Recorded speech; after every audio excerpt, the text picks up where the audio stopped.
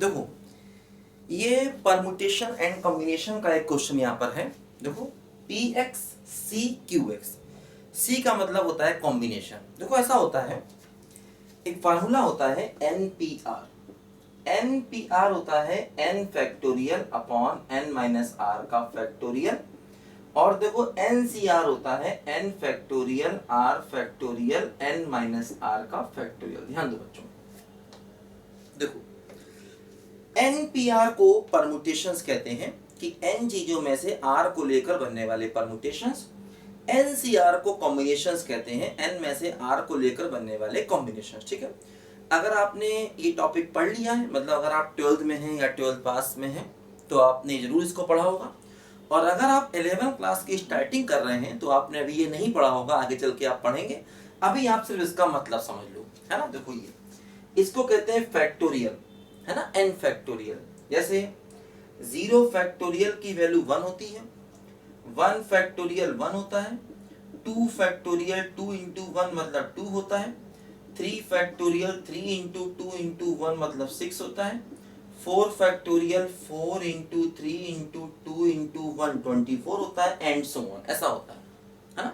Factorial का मतलब ये होता है। देखो ध्यान दो, जब भी कभी हम NPR और NCR लिखते हैं, NPR की ये वैल्यू NCR की ये वैल्यू होती है ना। इस बात को याद रखो बच्चों, है ना। अभी अगर आप 11th में हैं तो अभी आप एक टॉपिक डिटेल से पढ़ेंगे, परेशान मत होइए। और अगर आप 11 पास है ना, अगर आप 12th में हैं या अगर आप 12th पास है तो आपने जरूर इसको पढ़ा होगा। देखो ध्यान दो, जब भी हम NPR और NCR लिखते हैं, जब भी मैथ्स में, तो ध्यान देना ये जो n है ये होता है नेचुरल नंबर। जो ऊपर n लिखा है ये नेचुरल नंबर, मतलब 1 2 3 4 एंड सो ऑन, ये होता है ना।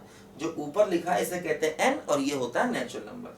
देखो ये जो r है ये 0 भी हो सकता है और 1 2 3 4 भी हो सकता है। ध्यान देना, r का मतलब जो टर्म नीचे लिखा है वो 0 भी हो सकता है, 1 2 3 4 भी हो सकता है।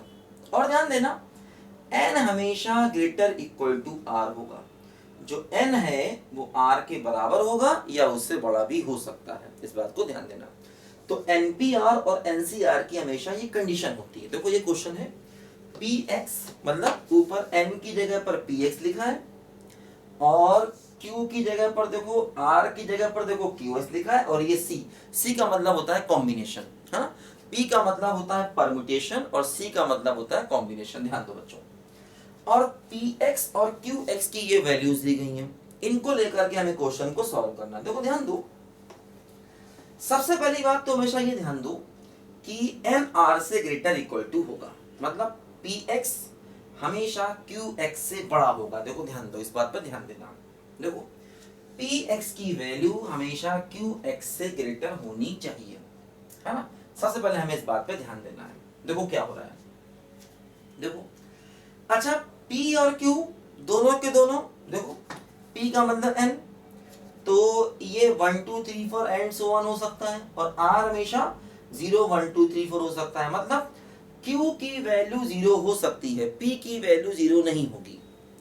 अब देखो जैसे ध्यान दो, यहां पर जैसे इन्होंने पहला ऑप्शन दिया है क्लोज इंटरवल 4 to 9, है ना। अब देखो यहाँ पर हमें ऑप्शन दिए गए हैं, इन ऑप्शन में से ही हमें सही आंसर देखना है ना।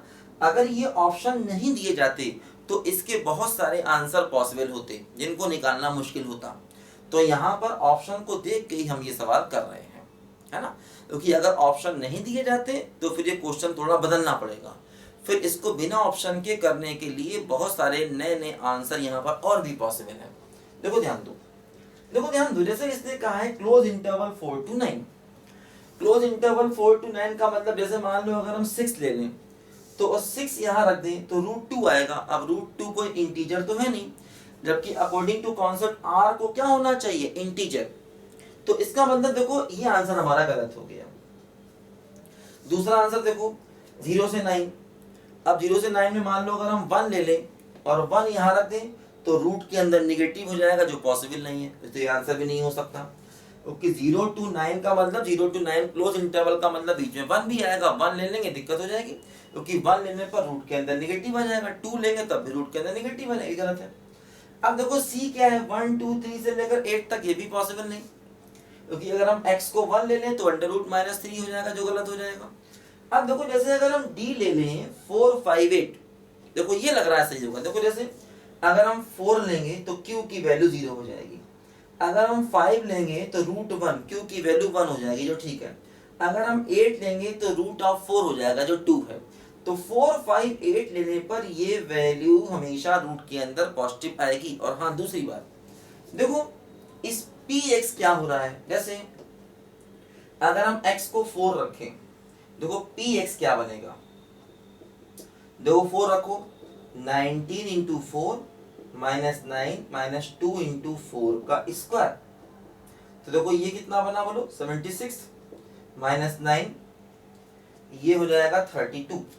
देखो ये क्या बन गया, 76 और माइनस का क्या बन गया, देखो यहाँ पर 41। तो देखो ये क्या हो गया, 35 हो गया। ध्यान दो, देखो px 35 है, मतलब इंटीजर है। और qx क्या है, देखो qx, x को 4 रखो तो qx क्या बनेगा, देखो 0। तो px भी इंटीजर है, qx भी इंटीजर है, और देखो p q से बड़ा है, तो 4 सही आंसर है। इसी प्रकार जब आप 5 रखोगे तो 5 पर भी देखो ये भी इंटीजर आएगा, और जब आप 5 यहाँ रखोगे तो ये 1 हो जाएगा और p q से बड़ा होगा। इसी प्रकार जब आप 8 रखोगे तब p इंटीजर होगा, देखो q भी इंटीजर होगा, क्योंकि रूट 8 की वैल्यू क्या हो गई, 4। तो p भी इंटीजर होगा, q भी इंटीजर होगा, और p q से बड़ा भी होगा, है ना। तो इस तरीके से हम ये चेक कर सकते हैं कि डी वाला आंसर हमारा सही है। अब देखो अगर ये ऑप्शन ना दिए जाते तो इसके और भी बहुत सारे आंसर पॉसिबल होते हैं। हो सकता 8 के आगे भी और भी कोई आंसर पॉसिबल हो, या उसके आगे भी कई सारे आंसर पॉसिबल हो सकते हैं। तो इसीलिए हमने इस क्वेश्चन को ऑप्शन की हेल्प से देखकर किया। मतलब ऑप्शन ना होते तो ये क्वेश्चन करना आसान नहीं था, मुश्किल हो जाता। कर सकते थे लेकिन थोड़ा ज्यादा समय लग जाता, और भी ऑप्शन ट्राई करने पड़ते, देखना पड़ता कि भाई px qx से बड़ा कब होगा, तो px को qx से ग्रेटर करके उस इनइक्वालिटी को सॉल्व करना पड़ता, है ना। p को ग्रेटर देन q करना पड़ता और उस इनइक्वालिटी को सॉल्व करना पड़ता, तो क्वेश्चन में काफी टाइम लग जाता। तो ध्यान रखना NPR और NCR में ये कॉन्सेप्ट लगता है जब भी कभी डोमेन का सवाल होगा, क्योंकि यहाँ पर देखो हमने NPR और NCR को डोमेन निकालने के लिए यूज कर दिया। तो डोमेन निकालने के लिए जब भी NPR और NCR को यूज करेंगे तो इन बातों का हमेशा हमेशा हम ध्यान रखेंगे। नोट करो सब बच्चे ध्यान से इसको।